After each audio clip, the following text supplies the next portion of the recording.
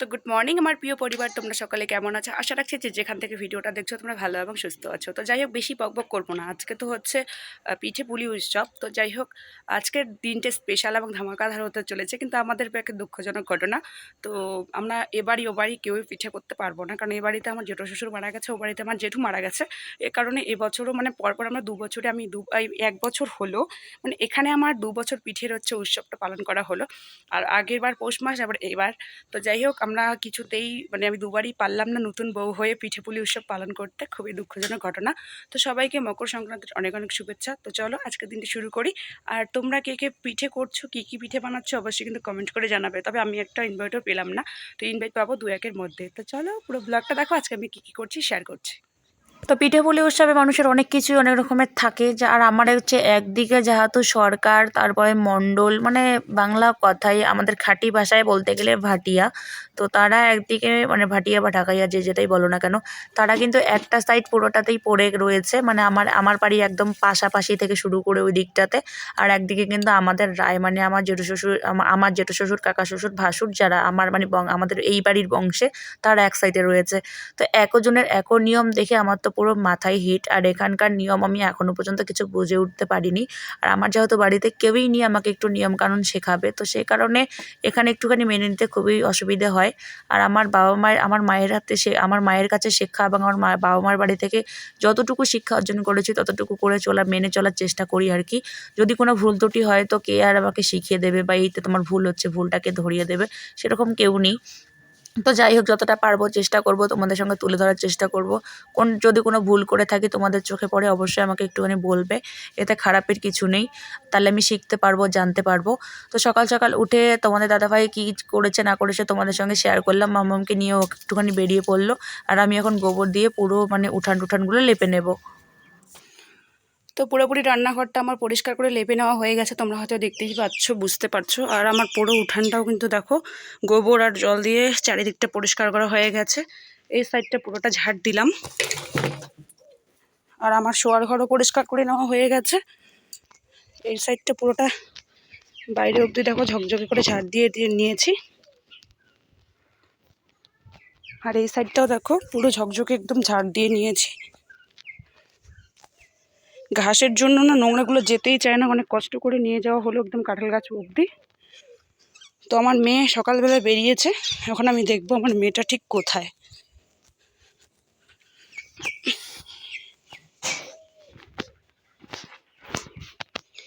তোমাদের দাদাভাইয়ের কাণ্ড দেখো, চা করেছে আমার জন্য রেখে দিয়েছে, বাট আমি এখন খাবো না, পুজো দেবো তারপর।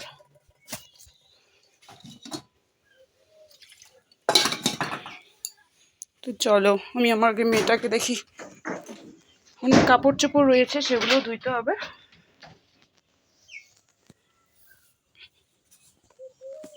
আর বাবা তো পুজোর ওখানে পুরো ব্যস্ত। তো ভাবছিলাম যে যাই হোক, বাবার জন্য আগে অন্তত রান্নাটা করে রাখি, তারপরে হচ্ছে বাকি কাজগুলো করব। আর একা হাতে অনেক কিছু সামলাতে সামলাতে সত্যি শরীরটা আর চলে না, একদম ক্লান্ত হয়ে গেছে। তো আমি এখন মূলো ভাজিটা করব। আর তোমাদের দাদাভাই মনে করো মানে মূলো বলো বা বেগুন কিচ্ছু খায় না, এরকম কোনো ভাজি করলে সে খায় না। এর জন্য বাবার জন্য মূলো ভাজি করলাম, আর তোমাদের দাদাভাইয়ের জন্য করলা ভাজি করেছি, আর একটা ঘন্ট বানিয়েছে, ভাতটা কোনো রকমভাবে রান্না করেছি, করে রেখে দিয়েছি যে যে যখন আসবে খেয়ে নেবে। আর আমি পুরো কাপড় চোপড়গুলো সকালবেলা ভিজিয়ে রেখে উঠোন টুঠোন ঘর দুটো লেপে নিয়ে পুরো বাড়িটা ঝাড় দিয়েছি, তারপরে চানটা করেছি, করার পরে রান্না বসিয়েছি। রান্নাটা বসানোর পরে প্রায় রান্নাটা কমপ্লিট হয়েই গেছে। এখন আমি পুরো কাপড় চোপড়গুলো একটুখানি মেলে দেবো, কারণ এগুলো শুকোবে, যেহেতু এগুলো কন্টিনিউ পরার জন্য লাগে। তো এদিকে আমাদের টুনটুনি দুটো, মানে আমাদের ছাগল ছানা, সেগুলোরও খাওয়ার মানে পাতা পাড়ায় দিতে লাগবে এখন। সব কিছু সেরে সেরে মানে শরীরের অবস্থা 12টা বাজিয়ে গেছে। আর এখন আমি তোমাদের সঙ্গে একটুখানি শেয়ার করছি আমার নিজের চেহারাটা। তো চান টান করে টোরে এখন মানে কোনো কিছু মানে শরীরের মধ্যে এখনও দেওয়া হয়নি, না তেল দিয়েছি না কোনো কিছু, শুধু সিঁদুরটা পরেছি। আর এই যে মানে শীতে এমন চটচটে স্কিনটা হয়ে গেছে, মানে কি বলবো। আর কোনো কিছু যেহেতু আমি ব্যবহার সেরকমভাবে করি না, রয়েছে তো অনেক কিছুই, যেহেতু আমার বিউটি পার্লার কোর্স করা আছে, লকডাউনের সময় করেছি, তো সেই কারণে আমার অনেক কিছু জানা আছে, কিন্তু আমার এগুলো আলসিতেই আর করি না আর কি, করা হয়ে ওঠে না। তো তারপরে সমস্ত রকম কাজ বাজগুলো মানে বাবা এসে খাওয়া দাওয়া করলো, তোমাদের দাদাভাই মানে খাওয়া দাওয়া হয়ে গেছে, তো ওদেরকে খাওয়া দাওয়া করিয়ে আমি এবার যাবো পুজো দিতে। আর ওই বাড়িরও মানে ওই বাড়ি বলতে ওখানকার আমাদের কালী বিশ্বরী ঠাকুর, সেগুলোকেও পুজো দিতে যাব।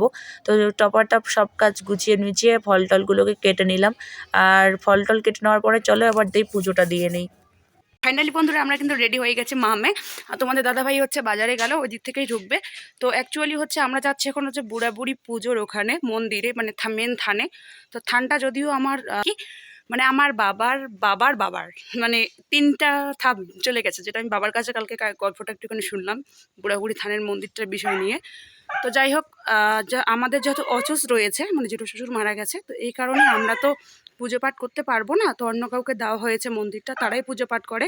যদিও বাবা ঠাকুরের টাকা তারপরে বিভিন্ন ধরনের কালেকশনটা দেয়, তবু আর কি।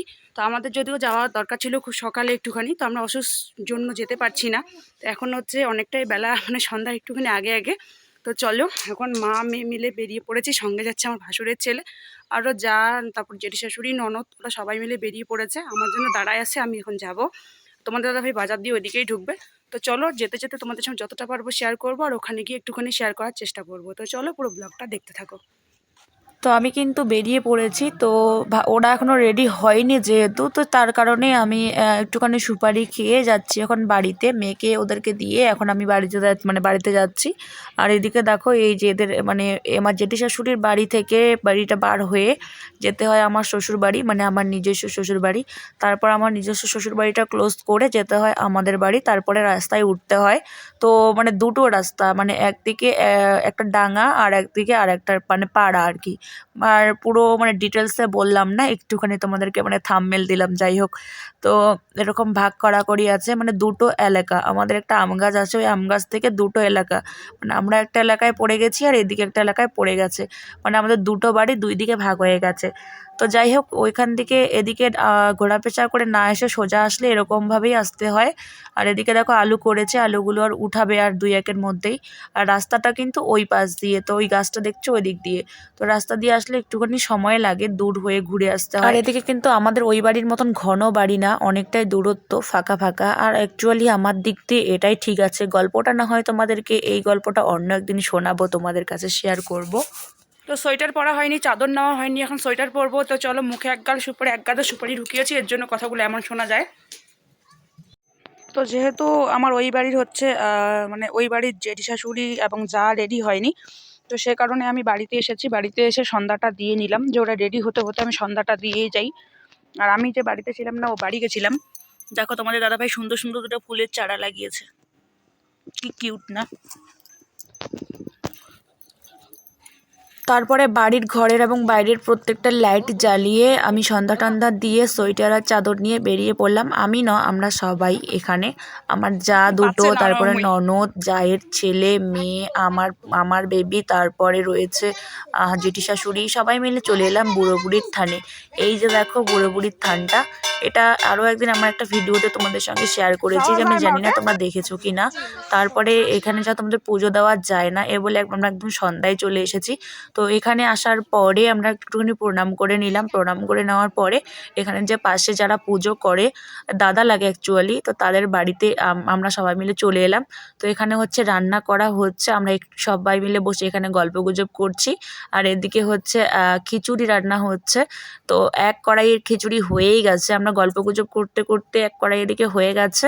তো সেটা মানে একটু পরে বলতে কি নিয়ে যাবে ভ্যানে করে, মানে সব পাতা, গ্লাস, জল সব মন্দিরের ওখানেই রাখা হয়েছে। তো এখন এগুলো নিয়ে যাওয়া হবে আর মন্দিরের ওখানেই খাওয়ানো হবে সবাইকে। তো ওখানে কিন্তু বক্স, তারপরে কীর্তন হবে, সারা রাত বক্স বাজবে। তারপর মানে অনেক মানুষজনও থাকবে, যখন যে আসবে প্রসাদ, তো রাত 10টা-11টা পর্যন্ত প্রসাদ চলবে। আর আমার এদিকে পুচকিটা দেখো, একটুও চোখে ঘুম নেই, সারাক্ষণ মানে মানে নিজের ঘর বা বিছানা ছাড়া কিছুই বোঝে না। মানে যতটাই রাত হোক যাই হোক, কোনো জায়গায় গেলে ঘুমাতে চায় না।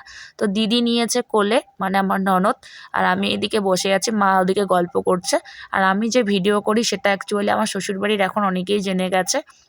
মানে পাড়া প্রতিবেশী থেকে শুরু করে অনেকেই আমাকে এখন বলে আর কি যে তুমি নাকি ভিডিও করো, অমুকের বউ ভিডিও করে, কত টাকা পাও, এরকমভাবে আমাকে অনেকে বলে।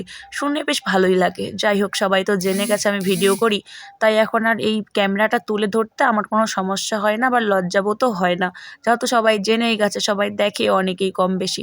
তো যাই হোক, এখানে হচ্ছে বসায় সবাইকে খিচুড়ি খাওয়ানো হচ্ছে, আর আমরাও এখানে বসেই সবার সাথে মিলেমিশে খিচুড়িটা খেয়ে নিলাম। এরকমভাবে একটা পিকনিক পিকনিক ভাব আসে, আর খুবই কিন্তু ভালো লাগে এই শীতে, বলো। তো যাই হোক, এখানে আমার জেঠি শাশুড়ি এসেছে আমার মেয়েকে নিতে। তো মানে এরপর খাওয়া দাওয়া করলাম, অনেকে খাচ্ছে। তারপরে এদিকে আমার মানে ভাসুরের ছেলে, জেঠি শাশুড়ি আর এক জেঠি শাশুড়ি, এনার বাড়ি পাশেই হচ্ছে পুজো হচ্ছে। তো আমরা সবাই মিলে এখন মা মেয়ে মিলে একটুখানি ছবি তুলে দিলাম, ঢং করলাম সবার সামনে।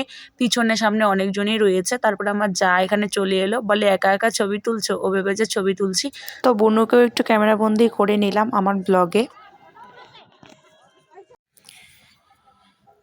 তো যাই হোক বন্ধুরা, আমরা ওখান থেকে অনেকটা সময় হয়ে গেল, এখন প্রায় 8টা বাজে, আর এখন আমি ভিডিওটা শেষ করছি। মানে কিছুই দেখা যায় না, কালো কালো লাগছে। তো যাই হোক, এখন আমি ভিডিওটা শেষ করছি। আর তোমাদের দাদাভাই এখন বাজার থেকে আসেনি, আমরা মা মেয়ে একবারে ঘুমিয়ে মানে শুয়ে পড়েছি, এখনো ঘুমোইনি। আর রাতে রান্নাটা মানে করবো না, দুপুরে যা রান্না করেছি সেগুলো রয়েছে। তোমাদের দাদাভাই এখনো বাজার থেকে বাড়ি আসেনি, যদি ওখানে পুজোর ওখানে যায় তো ওখানেই খিচুড়িটা খেয়ে আসবে। আর নাইলে তো বাড়িতেই মনে করো ভাত রয়েছে, মানে দুপুরে সবকিছুই রয়েছে, সেগুলোই খাবে। আর বাবা তো ওখানেই থাকবে হয়তো রাতটা, মানে 12টা 1টার দিকে হয়তো বাড়ি আসবে। তো তার কারণে আমি আর এখন রান্না টান্না কিছু করব না, যেগুলো রয়েছে সেগুলো আর গরম করব না এখন। জলটা গরম করে আপাতত রেখে দিয়েছি, আর আমি শুধু ড্রেসটা চেঞ্জ করে হাত মুখ ধুয়ে একবারে শুয়ে পড়েছি মেয়েকে নিয়ে। তো চলো, আজকের মতো ভিডিওটা এখানেই শেষ করছি। ভিডিওটা অনেকটা বড় হয়ে গেল। তো মানে ভিডিওটা কেমন হয়েছে অবশ্যই কিন্তু কমেন্ট করে জানাবে। আর আমার ভিডিও যদি তোমাদের ভালো লাগে তাহলে একটা লাইক এবং একটা সুন্দর কমেন্ট, এবং যদি যে চ্যানেলটা সাবস্ক্রাইব করোনি সে চ্যানেলটা সাবস্ক্রাইব করে আমার পাশে থেকো। তো যারা আমাকে সাপোর্ট করবে, যারা ছোট ক্রিয়েটার আমার মতন, তারা অবশ্যই আমার ভালোবাসা পাবে। তো চলো, গুড নাইট, দেখা হচ্ছে কালকে নতুন একটা ধামাকাদার ব্লগে। ততক্ষণে সবাই ভালো থেকো, সুস্থ থেকো।